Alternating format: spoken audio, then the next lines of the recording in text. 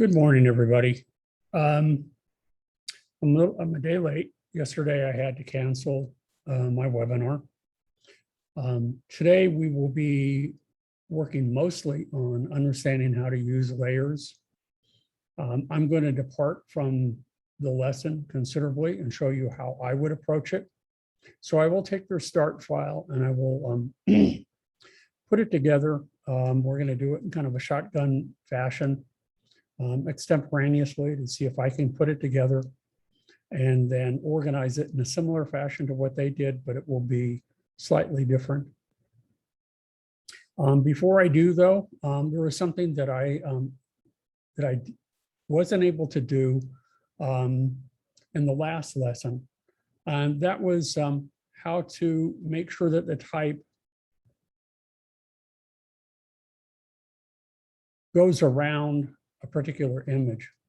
And the one thing that I had forgotten about, so, what you do is you select the image and you go to object and you go to text wrap and you select make. Now you can see that I had already done that. I don't want to release it. I'm going to leave it. And if you double click on it or just select text wrap options, you can determine how many points you want the text or whatever it is beneath it. It's usually text that gets pushed away. Right now, the default setting is 6 points. The reason I couldn't get the thing to work is that I forgot the one thing that I forgot is that the image that you want that is going to have text wrapped around it has to be above. So as you can see in my layers panel, here is the image.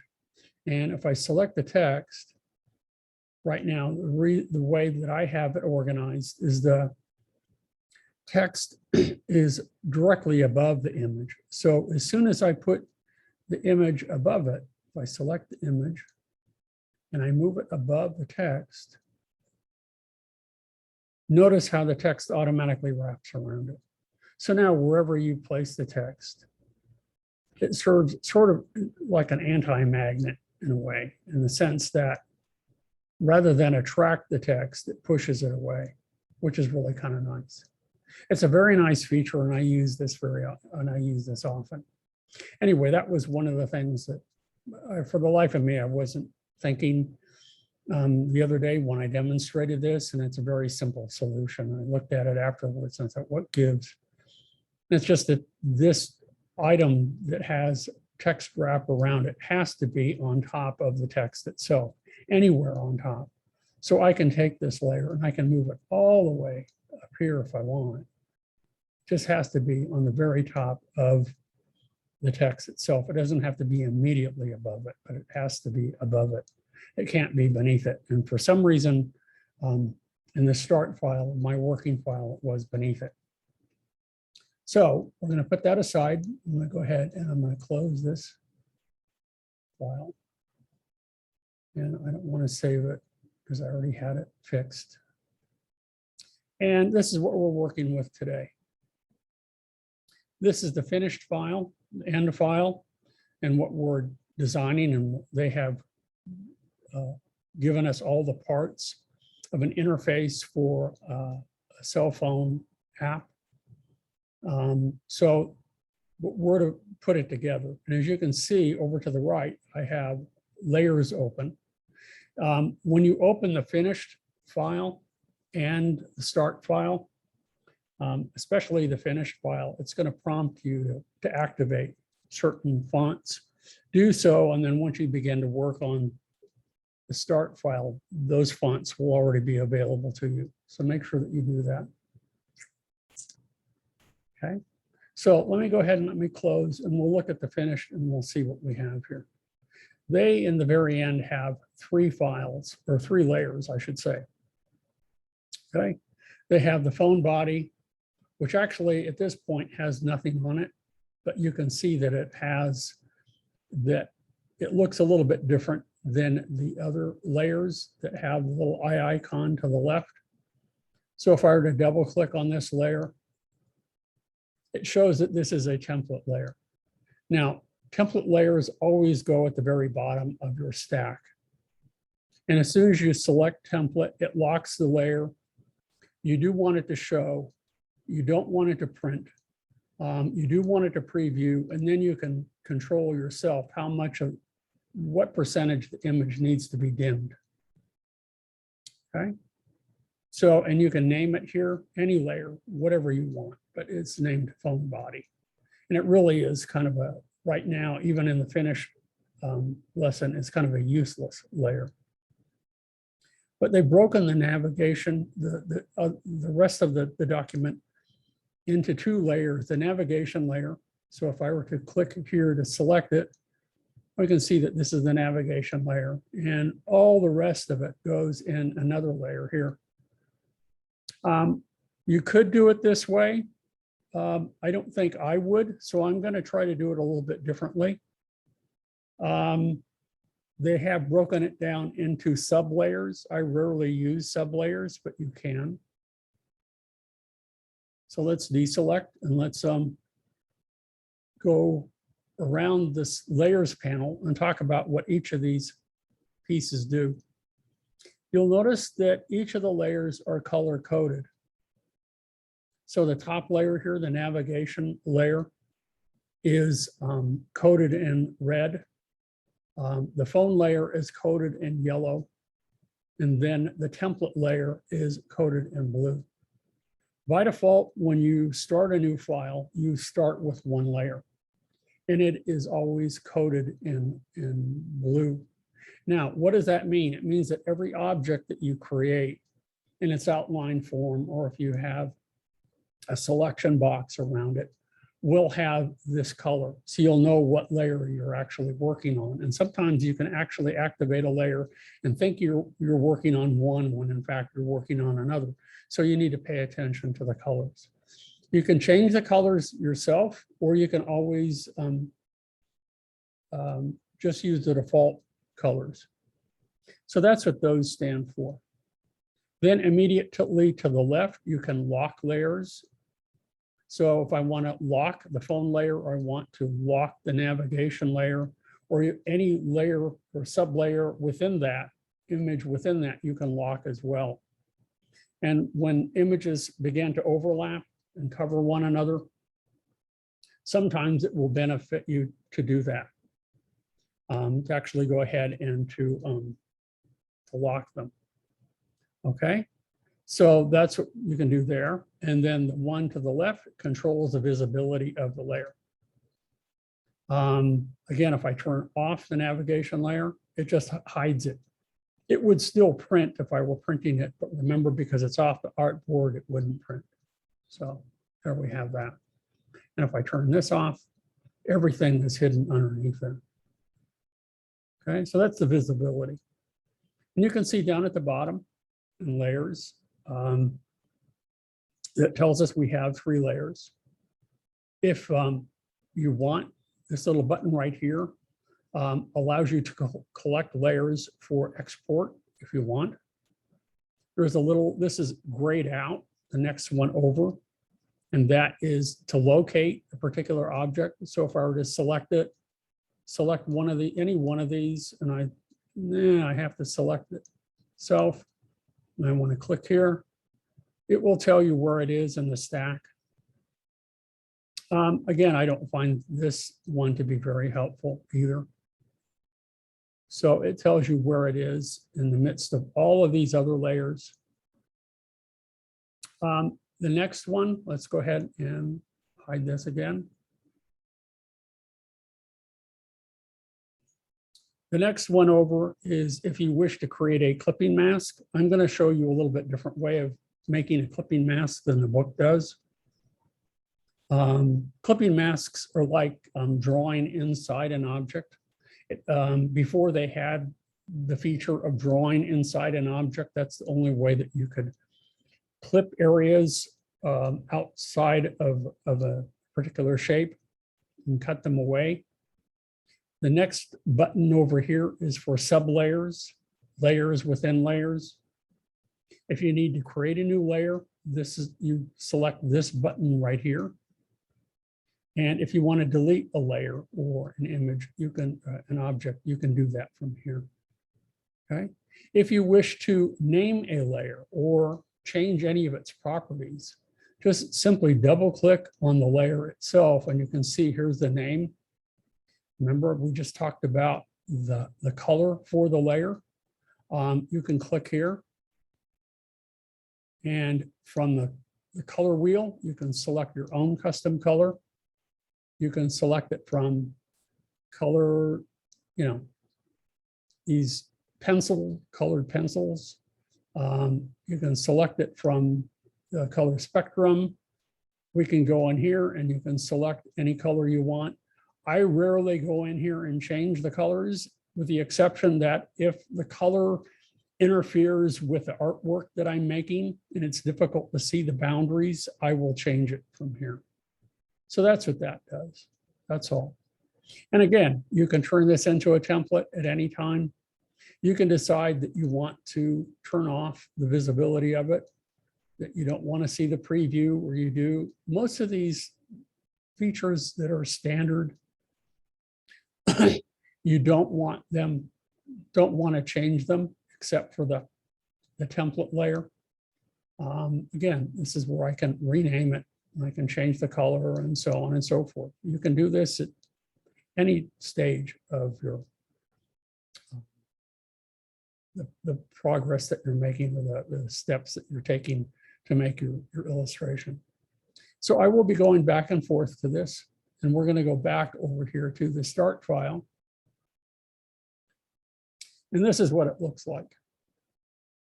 This is our start file. So they pretty much have almost everything for us, with the exception that we're going to take another object over here for the different sizes. And we're going to bring that over into our final file. And you can do that any number of ways. Again, I'm going to probably not do it the most efficient way, but it will get us to where we need to go.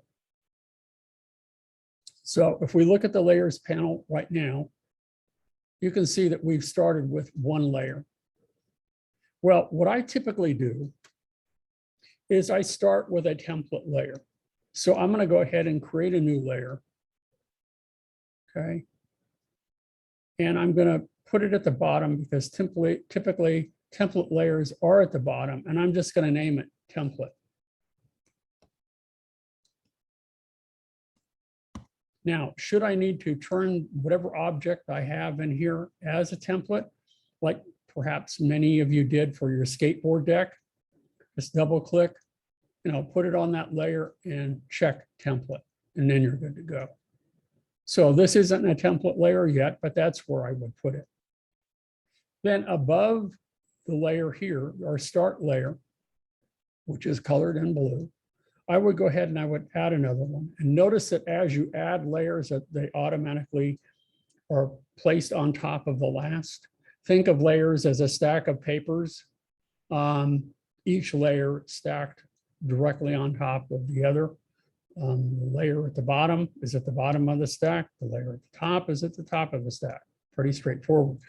So depending on where you order your objects or your shapes or whatever you want to call them, parts of your illustrations, they may or may not cover up other parts.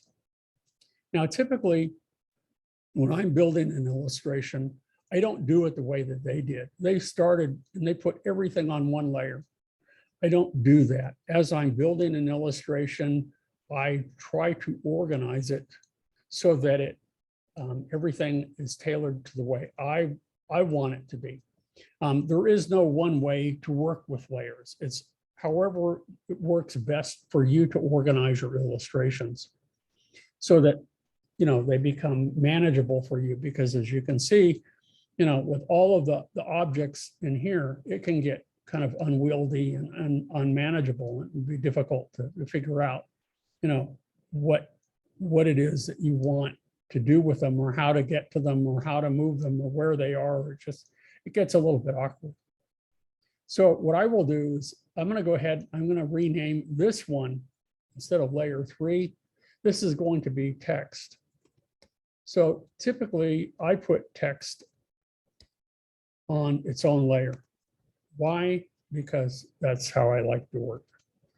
Text generally is on one of the top layers, because unless it's hidden by a particular object, and you could always insert a layer in between if something needs to be hidden or covered, you can do that.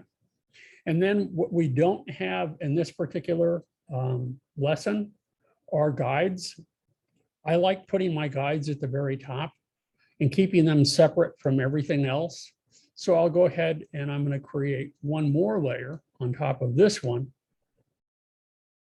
Okay, so here's layer 4, and I'll highlight it. Just double click on there, and I will name this guides. Okay. So at any given time, whatever guides I have, and remember to use guides, you have to have the ruler visible. It's easiest if you hit Command R. I do that by default because I've used the program for so long. But remember, in your properties panel, we can always click here to make rulers visible. And since this is being designed, this document's being designed for a phone, or it could be an iPad, a smart pad, something like that, a touch pad. It's measured in pixels. Okay, and if you want to ever turn it off, you can turn it back on, but in order to bring up guides, you need to do that. So what I'm going to do is I'm going to select, and I can see that I have smart guides turned on, and I can see that this is the center of my document. So maybe I'll go ahead and I'm going to move a guide over, and I want it to find the middle of my document here. And so I'm using that little, it won't be visible to you, but it's a little X right there. Okay. So let me go ahead and make that visible. Let's make sure that it is. There's my guide. And it's not showing up. So let me take that again. Let me go ahead and select it. And it's not showing up. So why is that? See, I like having them visible. So I'm going to go to View, and I'm going to go to Guides, and I'm going to make sure I say Show Guides. Now, by default, for whatever reason, they were hidden. Okay. So if I select one of my images here, you can see that the guide slightly needs to be moved over. So I'm going to go ahead and move my guide over just a little bit. And by doing so, it shows the intersect of what I just selected. So I know it's the center of my, my object now. Okey doke. So hold on second here. Okay, I thought I was hearing something. So the center there, that's all I need. I like using that for reference. And I'll turn that off. So the next thing that I want to do is I'm going to go ahead and I'm going to lock the guide layer. And if I need to unlock it anytime, I can. If I need to turn off the visibility of it, I can this way. I find that easier than using anything else that's available to me. And again, there's a lot of redundancy built into here. So I'm going to lock it, and I'm going to close the guide layer, and I have a text layer. So I'm going to go through all of these, and I'm going to move the text up just to see how things for us work. So I'm going to come down here. There's a rectangle. I'm going to select these one at a time and see what is selected. So that's my overall rectangle. I don't need that. Here is another group that I can select. And let's see what's selected here. I don't see what's selected.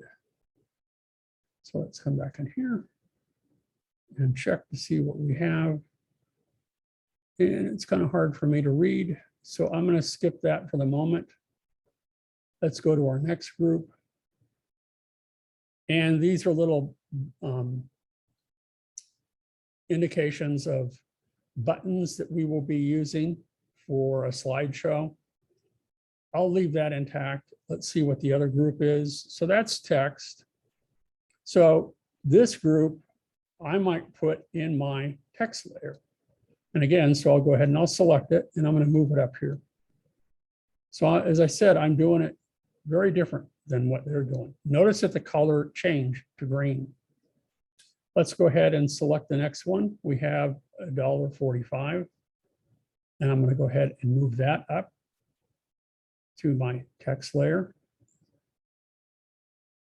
Let's go ahead and we have some other elements in here too. I think many of these are grouped together.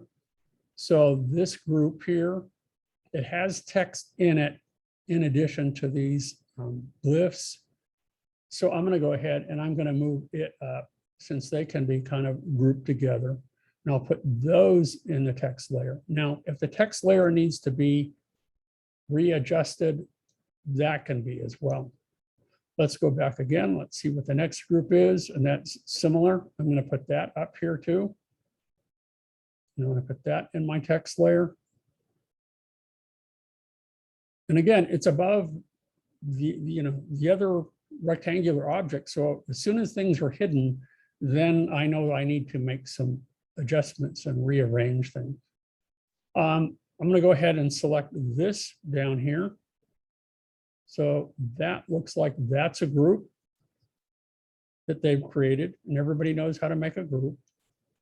So if I turn off the background shape, then it makes the text disappear. If I go ahead and I'm just going to take the whole group, and because the background shape is sort of integrated with the text in order to be able to see it, I'm going to put that on my text layer as well. And it sits above everything else.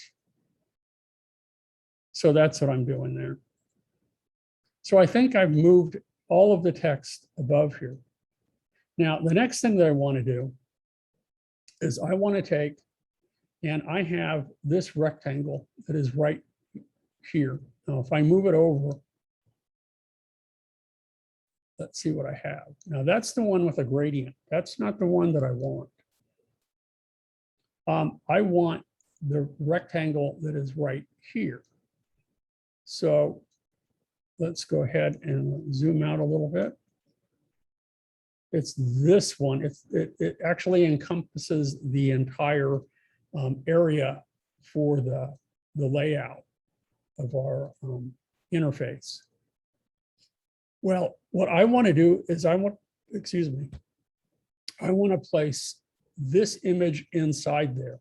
This big box here, I'm going to use as a clipping mask. So in order to do that, the clipping mask has to be above the image itself that I'm going to clip. Or I could create a new box and I could say, draw, paste into that box. I'm going to use the existing one that they have here.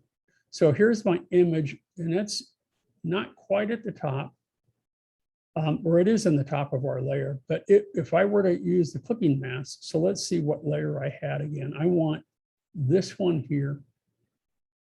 Okay. I'm going to move it up above the image. Okay, so there's my rectangle, and it lies above the image. And if we look, we can see that it has a white outline for the stroke, but it has no fill. If I were to assign a fill, which wouldn't hurt, I can do that just to show you what's going on here. So I'll double click here. And let's give it a light pink color, just so you can see what's going on. And notice that it covers almost everything up except for the text. Well, I'm going to go ahead and take, because I put that on the layer that's above everything. So I'm going to go ahead and take the photograph, and I'm going to move it over, and I'm going to hold down the Shift key. And when it hits my center guide, I'm going to release. Okay. Now what I want to do is I want to select both of these layers. So I'm going to hold down the Shift key, or images within the layer 1. And you know what? I'll rename this layer in a minute. But with both of them selected, what I want to do is I want to use the rectangle as a clipping mask. So to do that, I don't have the option here, but I do have the option under the object menu. So if I click here and I select, come on, there we go. We go object, and it says clipping mask, make. Now, notice what it did. When you use a clipping mask this way, it automatically removes whatever properties that that object had that I used as a clipping mask. It had a pink background, so that's gone now. But you'll notice that it's covering up part of that. So that's above. So I can take this layer and let's move it down until it fits properly. Now that's working, but it's also still covering up one other, the rectangle that I have down here. So there's just a couple more things that we need to change on this. Okay, because there's a group, the group that we have for the little slider dots, whatever you want to call them here. Let's see what those look like. I'm going to select those. That's not that, but you can see that that needs to be raised above. Okay, because it's not visible. So let's see what some others are. So we just need to simply rearrange some of these. So see this one? These are where those dots are. Those need to go above the rectangle that I selected, which is now the clipping mask. So I'll click that and I'll move that above. And that fits really nicely. Let's go ahead and select this rectangle here. This one. And I believe this probably needs to be moved below this other group. And now they are visible. Okay, so that's in the correct order. Now, if you want to break this down into any other subgroups or any other layers, and I said I was going to come back to this and rename this, and I'll just rename this phone.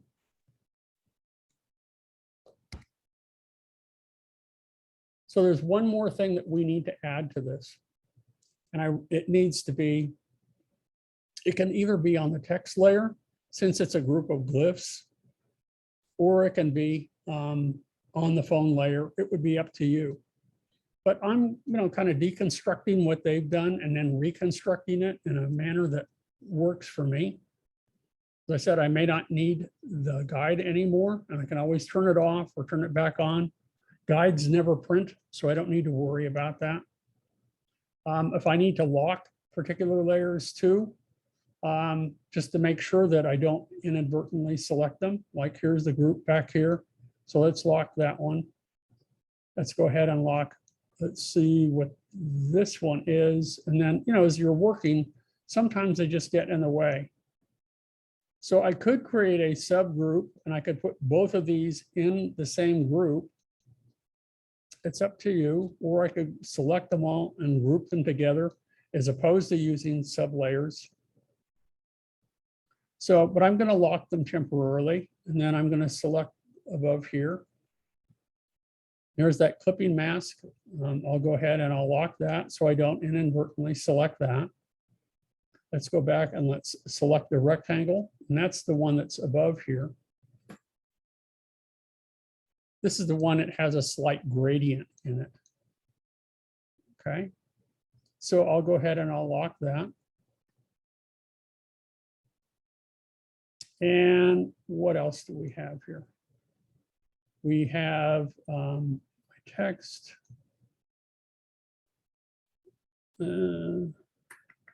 Let's see, I'll take this one here and I will lock it because I don't need to move it for the time being.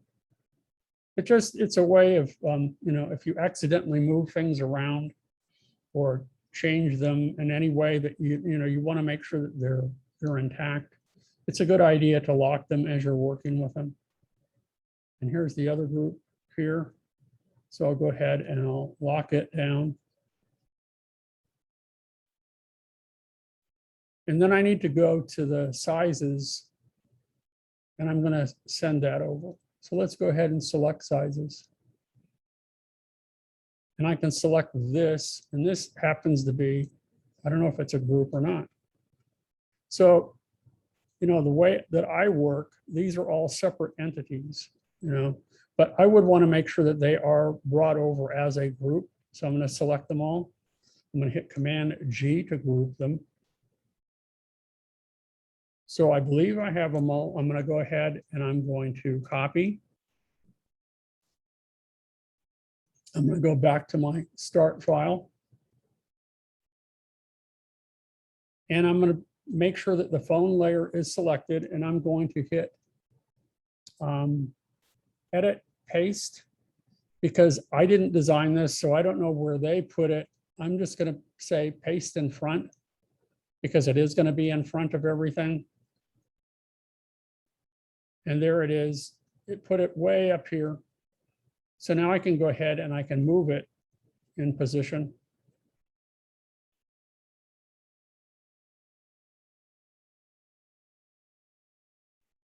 Now it placed it on its own layer. I don't want that. I mean, you could leave it there and it would work just fine. And I'm going to use my arrows to nudge this over a little bit. Get it into position.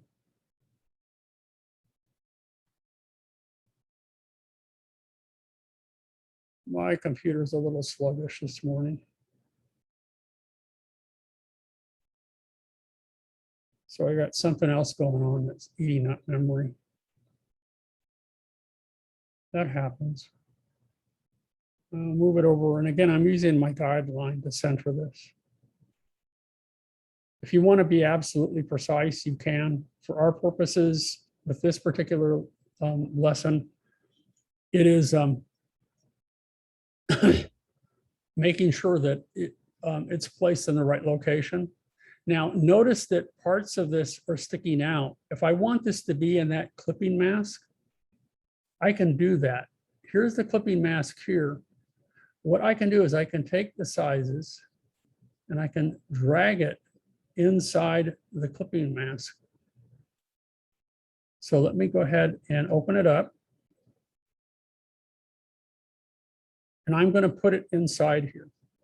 So I'll take the sizes to make sure that it clips it as well. Oh, come on, come on.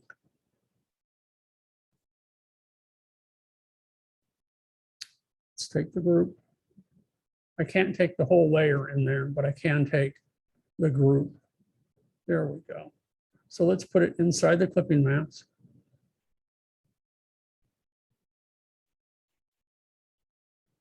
Well, let's do it this way. I'm going to leave sizes up here. I'm going to take the clipping mask and I'm going to go to Object, Clipping Mask. Oh, come on. Select it. Make sure that it's selected.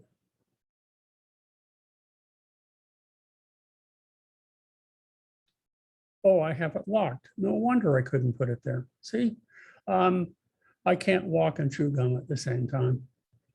So I probably could have put this back in here anyway. So I had locked it because I didn't want to move it. I'm going to go back with sizes. I'm going to select the group because I just need to move that group. And I'm going to put it inside the clipping mask and I'm going to put it on top. Notice how it clips it off perfectly. All right, now I can go back and if I want, I can lock it up so that it makes more sense to do that. If anything is missing or anything is extending beyond the parameter of the group that we're working with. So I can go ahead and I can close the phone up. They wanted us to take this. So let me go ahead and find this group up here.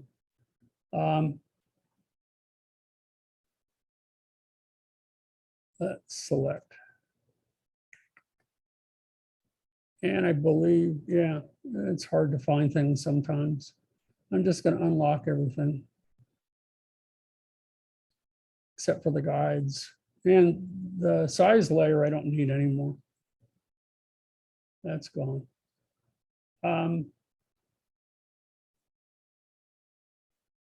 So let's one at a time. Let's select this group. I don't want that group. Let's select this. Yeah, we'll take this group and we're going to make a copy of it. So they want us, you know, for navigation purposes, this could be turned to black. So I'm going to take this whole group and click and drag it over, hold down the Option key, hold down the Shift key, and move it over. And it didn't take the text because the text is probably locked too, or it's on a separate, remember I said it was on a separate layer. So I'm going to go to the text and I'm going to bring it over. So let's find the text associated with that.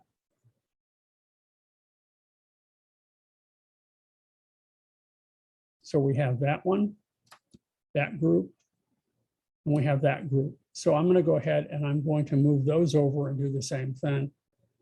And I'm going to click and drag, hold down the Option key to make a copy, hold down the Shift key, and actually to make sure that it's perfectly centered, and it looks like it is.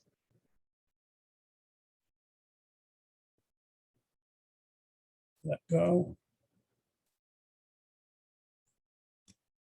And now I have a copy of it. And if I wanted to group this together, I can as a separate entity, but it's going to take the text and it's going to take the background image and it's going to combine them both.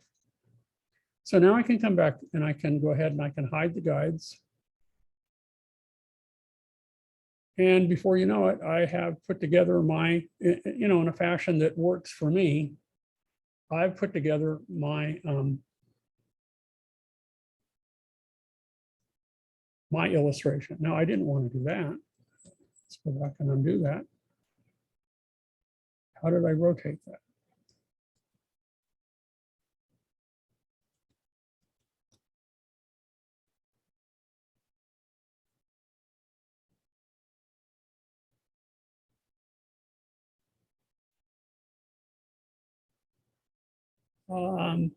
Let me pause for a minute.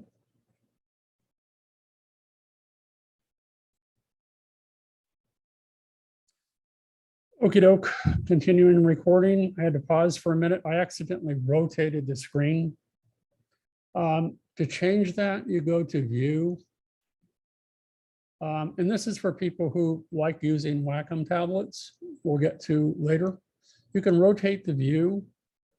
And I hit a key or did something to rotate it, and I want it set to 0 degrees. But anytime, you know, if you're using a stylus with a Wacom tablet or something like that, and you prefer to work with your entire screen at an angle, you can do that. And that's what I had done. So I had to go back and go to Window, or I'm sorry, go to View, and go to Rotate View. And you can either reset or you can just set it to 0, because that's what I had. So there we have it. It's a slightly different way of working than what they did. Well, considerably different. I didn't create any sub layers, which you can do. They're really not necessary, but if you find that it works better for you, then by all means do that.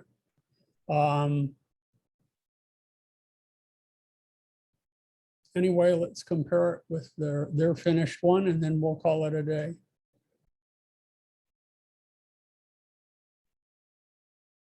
There we go. Yeah, same, looks identical.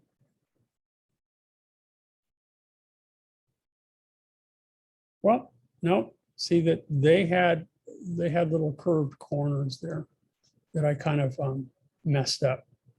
So I should have, you know, used that in the clipping mat, you know, put that, maybe put this image in the clipping mask so that that rounds it off. Put these images in the clipping mask, and that would be helpful too. So let me go ahead and make those, try to make those changes. And if I do that successfully, wonderful. And if not, then you'll know. But as you're building your illustration, you're going to know that in advance, what needs to be in the clipping mask and what doesn't. So I'm going to select this group here, and I'm going to put it in the clipping mask. So where's my clipping mask? Here it is. And I'll put this near the top as well. So I'll put it in like so. And see how the corners are rounded now, so that it's referring to that. So I'll take this, which is the background image. I don't need the text to be in the clipping mask. I just need the rectangle. But if I wanted if I had made this a group, I could go ahead and I can put that in there as well. So I'll take that and I'll put it in the clipping mask as well, so we can see the rounded corners. And then there's also this rectangle as well. This needs to go beneath. So I will put it right here. There we go. So now I've fixed it and it works nicely. Okay. So that's my way of working, and kind of working backwards and reconstructing their illustration. I don't have any more layers than they do, really. I have a layer for guides, a layer for text. I just find it easier to have text and guides on a separate layer, so I can go back and I can select them at will and edit them as I need them. I don't know. I would just construct I would build layers as I'm building my illustration. And as I need additional layers, I would make them. As things need to be inside clipping masks, I would do that. Or you could create a shape and you could just say paste inside shape. That's another way of working as well. So that's how I would do it. Okay, so that's it for me today. I'm going to go ahead and unpause the recording and I'm going to say goodbye. Tomorrow we will be working with gradients and blends, variety of things. And I was planning on spending 2 days with that, but since I'm a day behind, I will have to do it in 1 day, so that I only have to do 2 lessons next week, 13 and 14, and they will be very short, so that will give you time to do your lessons as well and to finish up the final assignment. So yes, tomorrow we're going to work with gradients, blends, and patterns, and I should be able to complete the illustration in the time allotted. If I don't, then we'll switch it over and continue it and finish it on Thursday. Okay, I think that's it for today.